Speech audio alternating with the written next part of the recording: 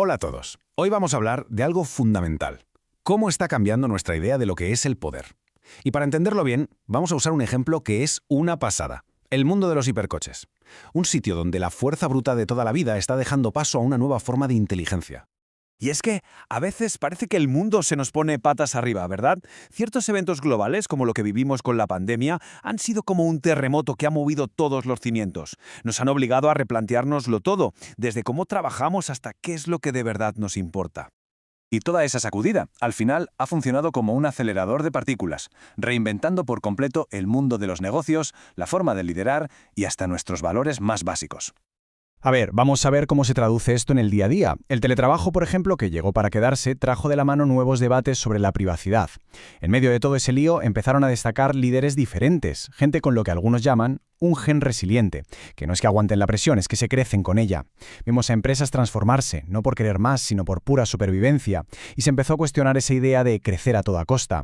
La tecnología, claro, fue el salvavidas para muchísimos. Y para entender bien este nuevo concepto de poder, vamos a usar una analogía, que es perfecta. El mundo de motor. Aquí, tradicionalmente, la potencia se ha medido siempre de una forma muy directa, muy de fuerza bruta.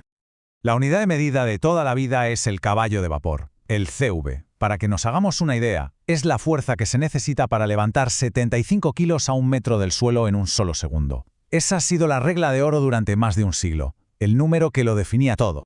Y si queremos ver esa medida llevada al extremo más salvaje, tenemos que conocer al rey absoluto de los motores de combustión. Estamos hablando de un Top Fuel Dragster, una auténtica bestia que genera, más de 10.000 caballos de vapor. Es una cifra que es casi imposible de imaginar. Para que nos hagamos una idea, es más potencia que la que suman las 4 primeras filas de una carrera de NASCAR. Juntas, una locura. Fijaos en las cifras de este monstruo, porque son de otro planeta. La aceleración es de casi 8 Gs, más que la de un piloto de un caza. Se bebe casi 6 litros de combustible por segundo. Y ojo a esto, cada uno de sus cilindros, por sí solo, ya tiene la potencia de un motor entero de NASCAR. ¿El resultado? Pues que se pone a más de 500 km por hora en menos de 5 segundos. Es literalmente la definición de fuerza bruta. Pero claro, justo cuando el motor de combustión llegaba a su cumbre de poder, otra fuerza, silenciosa pero imparable, estaba naciendo para plantarle cara y desafiar su reinado. Y la llegada de este nuevo competidor nos hace preguntarnos algo inevitable. ¿Estamos de verdad ante el fin de la era del rugido de los pistones? Pues la respuesta a esa pregunta es un sí y uno bien grande, gracias a un momento que acaba de cambiar para siempre los libros de historia del motor. Tal cual, por primera vez en la historia, el coche de producción en serie más potente del planeta no quema ni una gota de gasolina, es totalmente eléctrico. El Lotus Sevilla, con sus 2011 caballos de vapor, no es que solo haya robado la corona, es que ha cambiado las reglas del juego por completo. Esto es un cambio de paradigma en toda regla, el viejo rey ha caído. Pero ojo, que la historia no acaba aquí, porque la potencia bruta, ese número tan grande y brillante, ya no es lo único que cuenta. Hay una forma mucho más inteligente, con más matices, de medir el rendimiento de verdad. Y esa medida es la relación peso-potencia. La idea es súper sencilla. Se divide lo que pesa el coche entre su potencia en caballos. Y lo que nos dice ese numerito es cuántos kilos tiene que mover cada caballo. En esta liga gana el que tenga el número más bajo. Menos es más. Un número bajo significa agilidad, significa eficiencia. Y esta tabla lo deja clarísimo. Mirad el Koenigsegg Jesko, el campeón de la combustión, con sus 1.600 caballos. Luego tenemos un híbrido, como el McLaren W1. Y finalmente el eléctrico Rimac Nevera, que con más de 1.900 caballos hace el 0 a 100 en un alucinante 1,85 segundos. Lo que esto nos enseña es que ya no hay una única receta para ser el más rápido. La fuerza bruta, la eficiencia de los híbridos y la aceleración instantánea de los eléctricos, ahora todos juegan en la misma liga.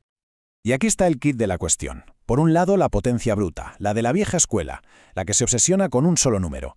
Y por el otro, el rendimiento eficiente, la nueva escuela, que valora la agilidad, la aceleración, la inteligencia con la que se usa toda esa fuerza.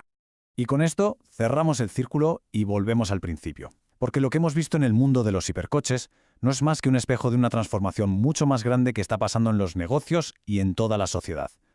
Esta frase lo clava. Igual que en los coches ya no vale solo con tener la potencia máxima, en las empresas esa idea de crecer por crecer se está quedando anticuada. La nueva definición de poder es mucho más compleja, más sofisticada. En los coches ya no son solo los caballos, es la eficiencia. En los negocios no es solo el crecimiento, son la resiliencia y la ética.